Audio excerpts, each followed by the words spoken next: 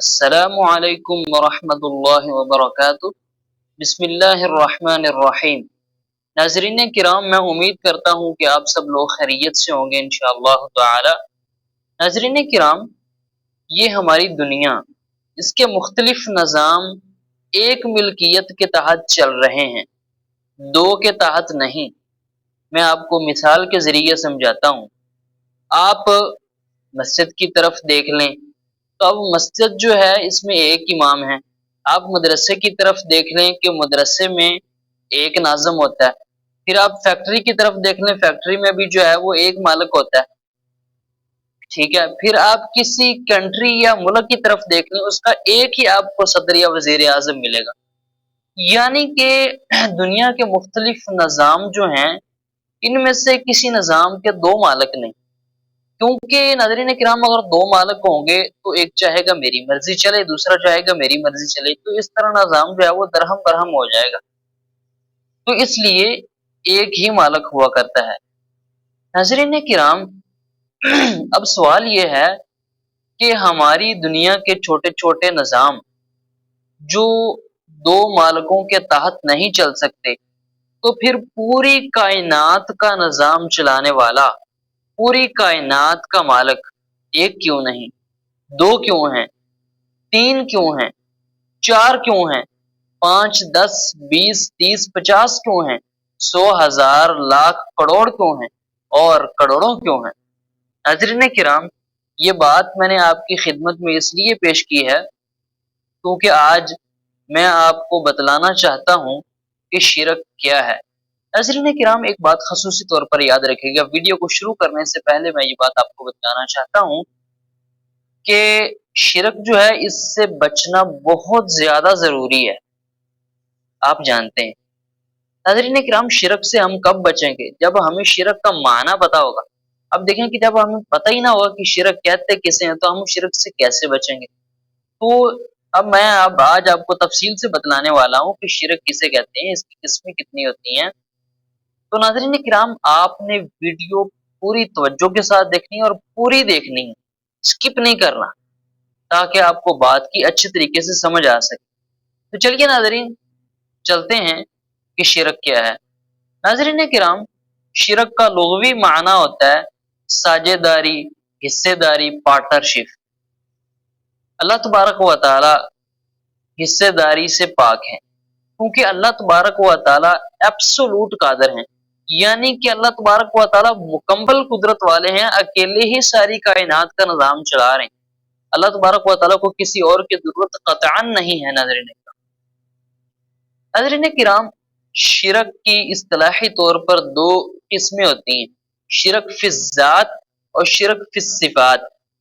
شرک فی الذات کا مطلب یہ ہے کہ اللہ تبارک و تعالی کو کسی سے ماننا یا پھر کسی کو اللہ تبارک و تعالی سے ماننا، اس کو کہتے ہیں شرک فی الذات۔ اللہ تعالیٰ فرماتے ہیں سورۃ اخلاص میں، لم یلد ولم یولد، کہ اللہ تبارک و تعالیٰ کی کوئی اولاد نہیں، نہ ہی اللہ کسی کی اولاد ہیں۔ یعنی مطلب یہ کہ اللہ سے بھی کوئی نہیں نکلا، نہ ہی اللہ کسی سے نکلے ہیں۔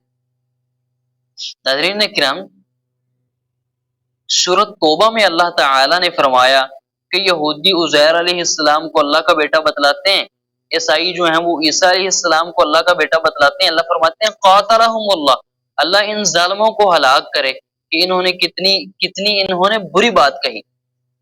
ناظرین کرام، سورۃ زخرف میں ہے، اللہ تعالیٰ فرماتے ہیں کہ فرشتوں نے، مشرکین مکہ نے یہ کہا کہ فرشتے اللہ کی بیٹی ہیں۔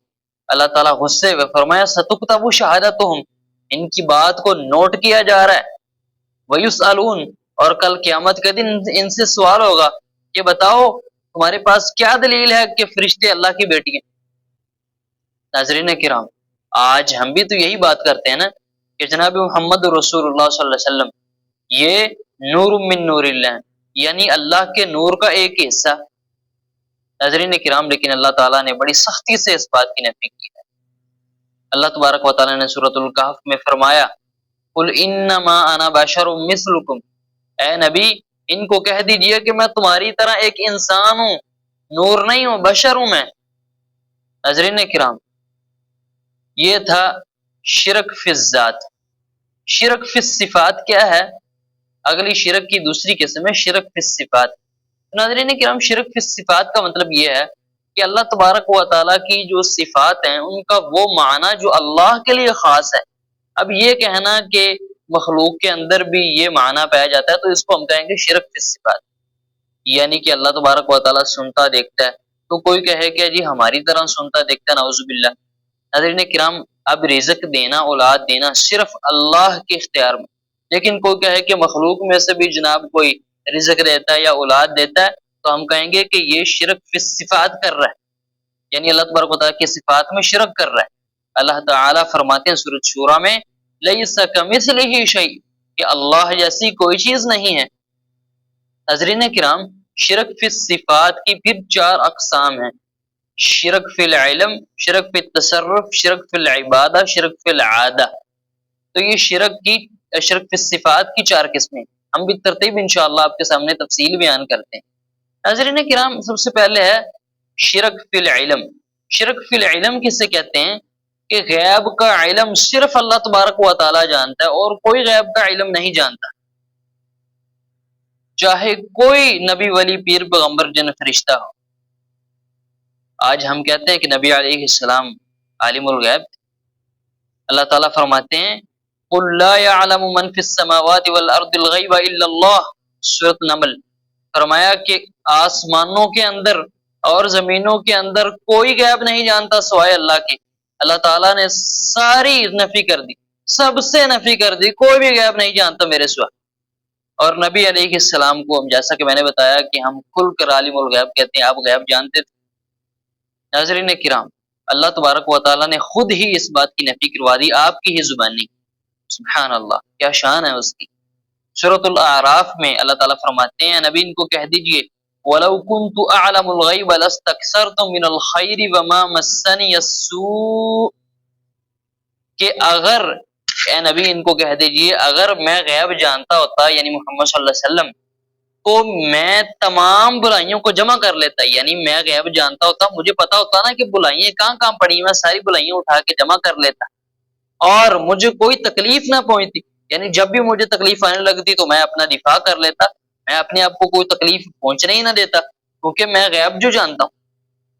ناظرین کرام، اب ہم دیکھتے ہیں کہ کیا نبی علیہ السلام کے پاس تمام خیر تھی اور کیا آپ ہر تکلیف سے بچے ہوئے تھے؟ ہرگز ایسا نہیں۔ آپ احادیث تو اٹھا کر دیکھیے کہ نبی علیہ السلام جو ہے نا وہ کتنی غربت کے اندر زندگی بسر کیا کرتے تھے، اور پھر نبی علیہ السلام کی مکی اور مدنی زندگی دونوں ہی مشکلات اور تکالیف سے اور پریشانیوں سے بھری پڑی ہیں۔ ناظرین کرام، یعنی اللہ تبارک و تعالیٰ نے خود ہی نبی علیہ السلام کی زبان سے عالم الغیب ہونے کی نفی کروا دی کہ آپ عالم الغیب نہیں ہیں بلکہ اللہ ہی سے غیب کو جاننے والے ہیں۔ ناظرین کرام، شرک فی الصفات کی دوسری قسم ہے شرک فی التصرف۔ شرک فی التصرف کا مطلب یہ ہوتا ہے، اب دیکھیں کائنات کے نظام کو چلانے والی اللہ کی ذات ہے، یعنی کہ کائنات کا پورا نظام صرف اللہ ہی چلاتے ہیں۔ آپ دیکھیں کہ یہ دن اور رات کا نظام، آسمانوں اور زمینوں کا نظام، پھر آپ دیکھیں کہ ہمارے انسانوں کا جو نظام ہے، ہماری صحت ہے، بیماری ہے، اس کے علاوہ ہماری مشکل کشائی، ہماری حاجت روائی، ہماری زندگی، ہماری موت، یہ ساری چیزیں اللہ کے اختیار میں اور کسی کے اختیار میں نہیں۔ اگر کوئی بندہ کہتا ہے کہ کسی اور کے اختیار میں ہے تو یہ شرک فی التصرف کر رہا ہے۔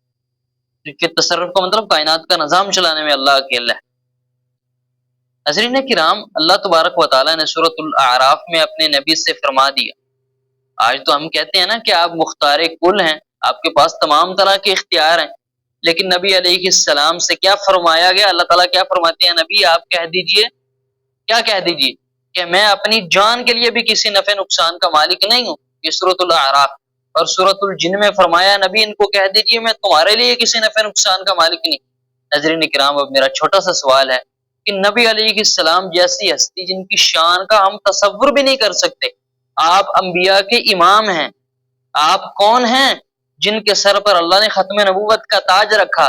آپ کون ہیں جن پر اللہ نے قرآن مجید جیسا لاجواب معجزہ نازل کیا؟ پھر آپ ساقی کوثر ہیں، شاف محشر ہیں، آپ کے اشاروں سے جنت کے دروازے کھلنے ہیں، لیکن اس کے باوجود نبی علیہ السلام نہ اپنے لیے کسی نفع نقصان کا مالک ہیں نہ دوسروں کے لیے۔ تو پھر میں پوچھنا چاہتا ہوں، اگر آج کوئی میرا بھائی کہے کہ فلاں پیر یا فلاں جو ہے وہ بزرگ بگڑی بنا سکتا ہے یا کوئی وہ مشکل دور کر سکتا ہے، تو میں اس کی بات کیسے مانوں؟ ناظرین کرام، شرک فی الصفات کی تیسری قسم ہے شرک فی العبادہ۔ شرک فی العبادہ کا مطلب یہ ہے کہ عبادت میں شرک کرنا۔ ناظرین کرام، ہماری ہر ایک عبادت کا مستحق صرف اللہ، کوئی دوسرا نہیں ہو سکتا۔ اللہ تبارک و تعالی نے شرک فی العبادت کے لیے ہی تو تمام پیغمبر بھیجے، تمام پیغمبروں نے اپنی اپنی امت کو یہی سبق پڑھایا۔ میں ایک عجیب بات آپ کے سامنے رکھتا ہوں۔ اللہ تعالیٰ سورۃ آل عمران میں ارشاد فرماتے ہیں کہ کسی نبی یا کسی فرشتے کے لیے بھی یہ لائق نہیں کہ دوسروں کو کہے کہ تم میری عبادت کرو۔ ناظرین کرام، جب کسی نبی اور کسی فرشتے کے یہ لائق نہیں کہ بندوں کو جو ہے نا وہ اپنی عبادت پہ لگائے، تو پھر ناظرین کرام کسی پیر کو، کسی ولی کو یہ کیسے جو ہے نا وہ اختیار دیا جا سکتا ہے کہ وہ لوگوں کو کہے کہ تم میری عبادت کرو اور میرے سامنے سجدہ کرو؟ ہرگز ایسا نہیں۔ ناظرین کرام، شرک کی صفات کی تیسری قسم میں آپ کے سامنے رکھ رہا ہوں، شرک فی العبادہ۔ شرک فی العبادہ میں دو صورتیں اور بھی آتی ہیں ناظرین کرام۔ ایک تو یہ کہ جیسے ریاکاری کرنا، یعنی کہ نماز، ہم مثال کے طور پر نماز پڑھ رہے ہیں نا، تو اب جو ہے ذہن میں یہ تصور کرنا کہ لوگ جو ہے وہ مجھے دیکھ رہے ہیں، کہیں گے کتنا نمازی ہے، یعنی ریاکاری، یہ بھی جو ہے وہ شرک فی العبادہ میں آ جاتی ہے۔ سورۃ الکہف میں اللہ تعالیٰ فرماتے ہیں وَلَا يُشْرِكْ بِعِبَادَةِ رَبِّهِ أَحَدًا، اپنے رب کی عبادت میں کسی کو شریک نہ کرو۔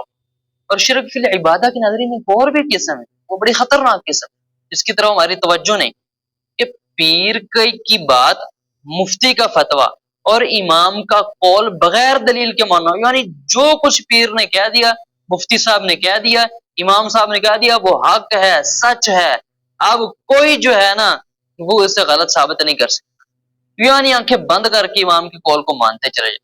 ناظرین کرام، یہ شرک فی العبادہ کی ایک قسم ہے، اور یہ جو میں نے مفہوم آپ کے سامنے بیان کیا، یہ میں نے حدیث سے مفہوم لیا، جامع ترمذی کی حدیث ہے، میں حدیث دکھانے کا ذمہ دار ہوں آپ کو الحمدللہ۔